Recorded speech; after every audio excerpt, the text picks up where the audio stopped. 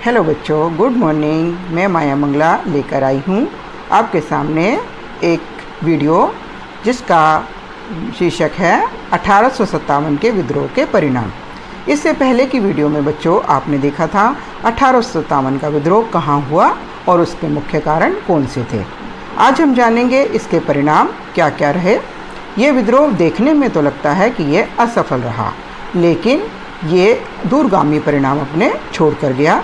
उसमें एक परिणाम है विद्रोह का दमन और विद्रोहियों का अंत। जिन जिन क्षेत्रों में ये विद्रोह फैला वहाँ पर इस विद्रोह को दबा दिया गया, सैनिक शक्ति के द्वारा या किसी तरह से भी दहशत फैलाकर विद्रोहियों का अंत कर दिया गया और उनकी लाशों को चौराहों पर टांग दिया जाता था, जिससे कि लोगों में दहशत फैली। दूसरा परिणाम रहा ईस्ट इंडिया कंपनी के अंत हो गया।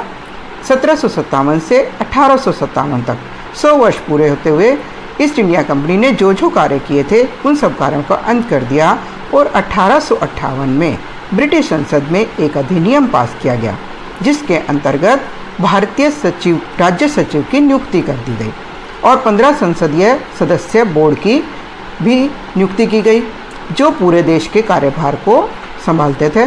इस तरह से भारत में ताज का शासन, उस समय वहाँ की महारानी थी विक्टोरिया, उनके अंडर में आ गया था। ईस्ट इंडिया कंपनी का अंत हो गया।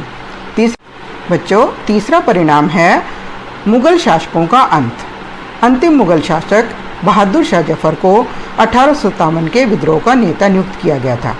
अफसर हडसन ने उन्हें बर्मा में निर्वासित कर दिया और उनके सारे वंशजों को उन्होंने मार दिया, उनकी हत्या कर दी। इसके साथ ही अंत हुआ दरबारी परंपरा का। दरबार के सारे कर्मचारी, कारीगर, दस्तकार और अन्य परंपरा के जितने भी स्रोत थे वो सबका उस समय अंत हो गया। नेक्स्ट पॉइंट आता है गवर्नर जनरल के पद को समाप्त करके वायसराय की नियुक्ति। भारत में कुछ वायसराय की नियुक्ति की गई, जैसे माउंटबेटन, हडसन, केनिंग इत्यादि। अब इनके हाथ में इतनी पावर दे दी गई कि भारतीय सचिव जो भी निर्णय लेता था वो इस निर्णय को बदल सकते थे, अर्थात भारत में इनडायरेक्ट ब्रिटिश शासन हो गया था। इसके बाद आता है सैनिक व्यवस्था में परिवर्तन। सैनिक व्यवस्था आप जानते हैं बच्चों, जो हमारा 1857 का विद्रोह हुआ था ये सैनिक विद्रोह भी माना जाता है। सेना की शक्ति को कम करने के लिए अंग्रेज़ों के सैनिकों की संख्या बढ़ा दी गई। छावनियों में उनके अनुपात को बदल दिया गया। बंगाल में तो ये अनुपात 1 और 2 का कर दिया, जिससे कि वहाँ पर कोई विद्रोह इस तरह का दोबारा ना फैले। कई जो रेजिडेंट थी उनको समाप्त कर दिया। कुछ रसूलदारों को छोड़कर बाकी सारी रेजिमेंट्स को उन्होंने रद्द भी कर दिया। जो तोपखाने और हथियार के स्थान थे वहाँ पर भारतीय सैनिकों की नियुक्ति होती थी, उन नियुक्तियों को वहाँ से हटाकर अंग्रेज सैनिकों को वहाँ पर नियुक्त कर दिया, जिससे कि उनका दबाव वहाँ पर बना रहे। अब आता है सामाजिक और आर्थिक परिणाम। जैसे सामाजिक और आर्थिक कारण थे वैसे ही उसके परिणाम भी हुए। समाज में अंग्रेज़ों ने जब देखा भारत में हिंदू और मुसलमानों में बहुत एकता है, इस एकता को तोड़ने के लिए उन्होंने उनमें फूट डालो और राज करो की नीति का पालन किया। हिंदुओं को वो ऊंचे दर्जे का पद देते थे, जबकि मुसलमानों को नीचे पद दिए जाते थे। हिंदुओं को बहुत सम्मान की दृष्टि से देखते थे और मुसलमानों को दोयम दर्जे का समझते थे। कई जगह पर इसी कारण से हिंदू और मुसलमानों में झगड़े बढ़ते चले गए। आर्थिक कारण परिणाम, जैसे आर्थिक कारण था वैसे ही आर्थिक परिणाम रहा। आर्थिक परिणाम में जब सैनिकों की संख्या, अंग्रेज सैनिकों की संख्या जब बढ़ा दी गई तो उससे ये दबाव भी भारत के ऊपर पड़ना शुरू हो गया। नेक्स्ट आता है भारत में राष्ट्रवाद का उदय। भारत में चाहे अंग्रेज़ों ने हिंदू और मुसलमानों में कितने ही फूट डालो की नीति अपनाई, परंतु फिर भी भारत में राष्ट्रवाद का उदय हुआ। भारत में जहाँ जहाँ पर भी दंगे हुए थे वहाँ के नेताओं को उनके चित्रों, गाथाओं, कविताओं और उनके लेखों के माध्यम से उनका महिमा मंडन किया गया। लोगों में उनकी बातों को पहुँचाया गया। जैसे आपने पहले सुना भी होगा, बुंदेले हर बोलों के मुँह हमने सुनी कहानी थी, खूब लड़ी मर्दानी वो तो झांसी वाली रानी थी।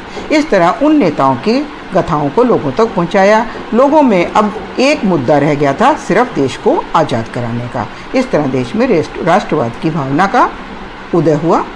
नेक्स्ट परिणाम आता है भारत में ब्रिटिश नीतियों में बदलाव। अब ब्रिटिश सरकार ये सोचने लगी थी कि भारत में साम्राज्यवाद और विस्तारवाद की नीतियों का पालन करना आसान नहीं है, इसलिए उन्होंने इसमें बदलाव लाना शुरू कर दिया। अब ये कहा गया कि कोई भी देशी रियासत अब उसमें दोबारा किसी तरह से भी ब्रिटिश शासन में नहीं मिलाई जाएगी। देशी राजाओं की सहायता की जाएगी और उनको समय समय पर सैनिक मदद की ज़रूरत होगी तो वो भी दी जाएगी। सरकारी नौकरियों में किसी तरह के भी कोई भेदभाव ना करके योग्यता के आधार पर सबको समान अवसर दिए जाएंगे। और ये भी कहा गया कि ब्रिटिश माउंटेसी के अधीन सारे राज्य कार्य करेंगे। तो ये इस तरह से नीतियों में बदलाव किया गया। बच्चों, एक सबसे बड़ा प्रभाव कह सकते हैं और उसको परिणाम भी कह सकते हैं, वो हमारे देश में रहा भारतीय राष्ट्रीय कांग्रेस की स्थापना चाहे किसी अंग्रेज अफसर A.O. ह्यूम ने की थी। 1885 में भारतीय राष्ट्रीय कांग्रेस की स्थापना की गई। भारतीयों को अपनी नीतियों को रखने के लिए, अपनी मांगों को मनवाने के लिए एक मंच की आवश्यकता थी और वो मंच उन्हें मिल गया था। 20 सालों तक तो इसकी किसी मांग को नहीं माना गया, परंतु यह अपना कार्य करती रही और स्वतंत्रता के आंदोलन में एक बहुत बड़ी भूमिका इससे रही। इस प्रकार बच्चों, आपने देखा कि ये हमारे 1857 के विद्रोह के मुख्य परिणाम थे। इस वीडियो को देखने के बाद आप इसमें दी गई वर्कशीट को अवश्य करें और मेरे कमेंट बॉक्स में अपने सुझाव अवश्य दें, जिससे कि अगली वीडियो में सुधार भी हो और आपके सुझावों को माना जाए। आप मेरी वीडियो को लाइक करें, शेयर करें और उसमें सब्सक्राइब करना ना भूलें। अगली वीडियो के लिए इंतज़ार करें। धन्यवाद।